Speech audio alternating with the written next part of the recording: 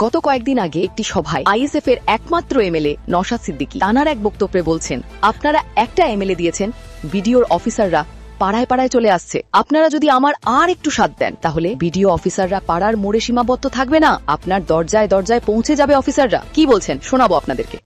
কিন্তু দেখবেন অফিসাররা কোথায় এসেছে বলুন, পাড়ার মাথায় চলে এসছে তো, 3 মাথায় অফিসাররা চলে এসছে তো।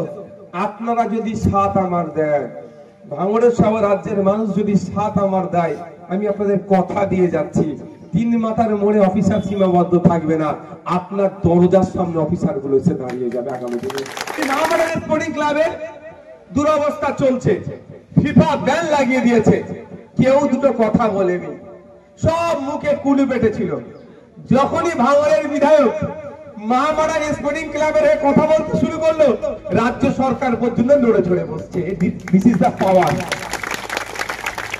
এটা হচ্ছে ভাঙড়ের বিধায়কের পাওয়ার, ভাঙড়ের মানুষের পাওয়ার। আজকে নড়ে চড়ে বসেছে, হয়তো ফিফার ব্যান কিভাবে উঠে সেটা নিয়ে আলোচনা করবে।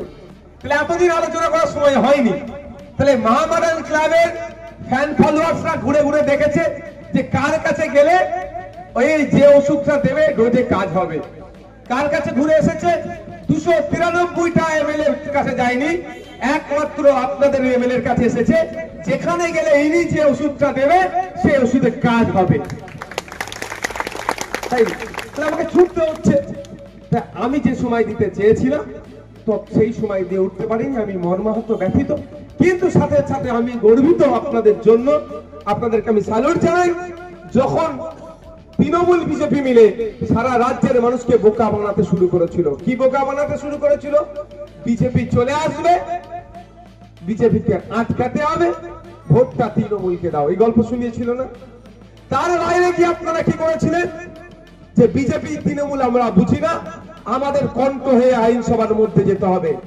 আমাদের দুরবস্থার কথা, বিধবা ভাতা পাচ্ছে না ঠিকঠাক, বার্ধক্য ভাতা পাচ্ছে না ঠিকঠাক, এই চামড়ার নামটা কি গো, লেদার কমপ্লেক্সের যে পানীয় জল যেটা বার হচ্ছে, যেটা বিষাক্ত পানি বার হচ্ছে, শোধন করে বার করছে না, খালে পড়ছে, এখানে ক্ষতিগ্রস্ত আমরা হচ্ছি। এখানকার কাঠের ব্রিজের দুরবস্থা, কংক্রিটের ব্রিজের দুরবস্থা, এখানে স্কুল চাই, কলেজ চাই, আপনার তারপরে হিমঘর চাই। এই যে সমস্যা চলছে, এর কথা আইনসভার মধ্যে পৌঁছাতে হবে। তাই আমরা সংযুক্ত মোর্চা তথা আইএসএফ খামচিহ্নকে ভোট দিয়ে পাঠাবো। আজকে আপনারা যে কাজটা করেছেন, সারা রাজ্যের মানুষ আজকে আপনাদেরকে ফলো করছে।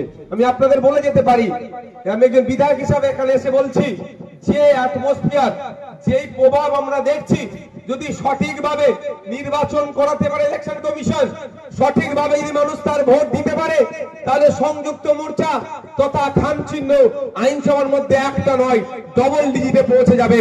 মানুষ পাঠাবে, কোনো নটোরিয়াস ক্রিমিনাল আটকাতে পারবে না। কারণ মানুষ বুঝতে পারছে আমার হয়ে বললে আর লোকের অভাব, বলতে হবে। দলিত আদিবাসী আজকে মার খাচ্ছে, তার সার্টিফিকেট তার নন দলিত আদিবাসীকে দিয়ে দেওয়া হচ্ছে। আজকে মুসলিমদেরকে, সংখ্যালঘু মুসলমান যারা ওবিসি সার্টিফিকেট পাওয়ার দরকার পাচ্ছে, কিন্তু তার যে ইমপ্লিমেন্ট হওয়ার দরকার ছিল সেটাকে তারা ধ্বংস করে দিয়েছে।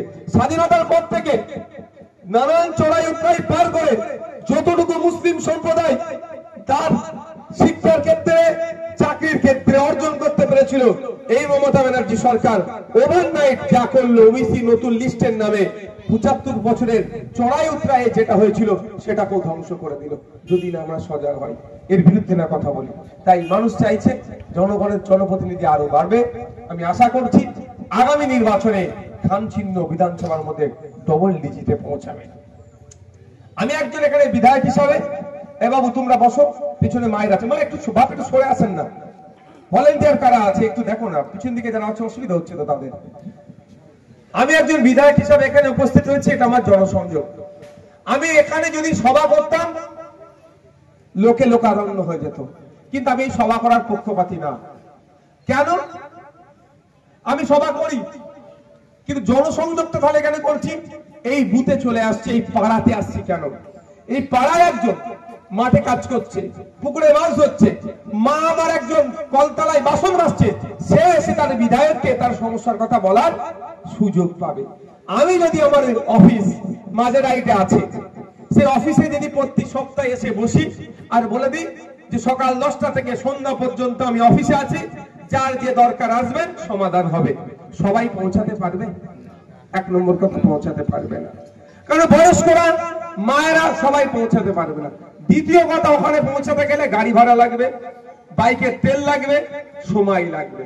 ওই জন্য আমি কি করি, বুথে বুথে পৌঁছে যাই। ভোট চাওয়ার সময় তো আমরা বুথে বুথে পৌঁছে যাই না? কাকা, জ্যাঠা, মামা, চাচা, খালা, মাসি, পিসি ভোট দাও, আর ভোটটা নিয়ে গেলে অফিসে এসি রুমে বসে পালাবো, ওটা বন্ধ করার জন্যই আমরা রাজনীতির ময়দানে এসেছি। আমরা কি বলছি, যেই মানুষের ভোট নিয়ে আমি ভিআইপি হয়েছি, সেই মানুষের দ্বারা যেতে হবে, তার পাড়াতে গিয়ে তার সমস্যাটা শুনে তার সমস্যার সমাধানের ব্যবস্থা করতে হবে। তার জন্য আমি বুথে বুথে পৌঁছে যাই, মহল্লায় মহল্লায় পৌঁছে যাই, জনসংযোগ নাম দিয়েছি। এবার এটাকে ফলো করছে অনেকে, ভালো কথা, এটাই তো আমরা চাইছি।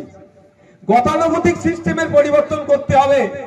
যার ভোট নিয়ে আপনি এমএলএ হয়েছেন, যার ভোট নিয়ে আপনি মন্ত্রী হয়েছেন, যার ভোট নিয়ে আপনি ভিআইপি তৈরি হয়েছেন, তাদেরকে আপনাকে সম্মান দিতে হবে।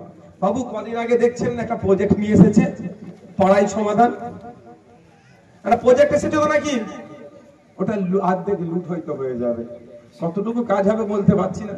কিন্তু দেখবেন অফিসাররা কোথায় এসেছে বলুন, পাড়ার মাথায় চলে এসছে তো, 3 মাথায় অফিসাররা চলে এসছে তো। আপনারা যদি সাথ আমার দেন, ভাঙড়ের সব রাজ্যের মানুষ যদি সাথ আমার দেয়, আমি আপনাদের কথা দিয়ে যাচ্ছি, 3 মাথার মোড়ে অফিসার সীমাবদ্ধ থাকবে না, আপনার দরজার সামনে অফিসার গুলো এসে দাঁড়িয়ে যাবে আগামী দিনে। শুধু চাই আপনাদের কি সাথ দেওয়া, একটু সচেতন।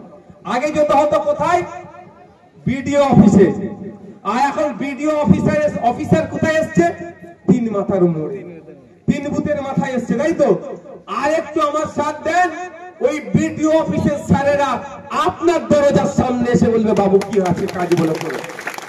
কোন পরিষেবাটা আপনারা চান? এখান থেকে ভিডিও যাওয়ার দরকার না, ভিডিওকে আপনার অফিসকে আপনার দৌড়ে হাজির করা? বলুন একটু, ভিডিও অফিসকে আপনার দরজার সামনে অফিস বানানো? তার জন্য কি হবে, সজাগ সতর্ক থাকতে হবে। কাগে কান নিয়ে চলে গেছে বলে কাগের দিকে না তাকিয়ে কানটা একবার দেখুন।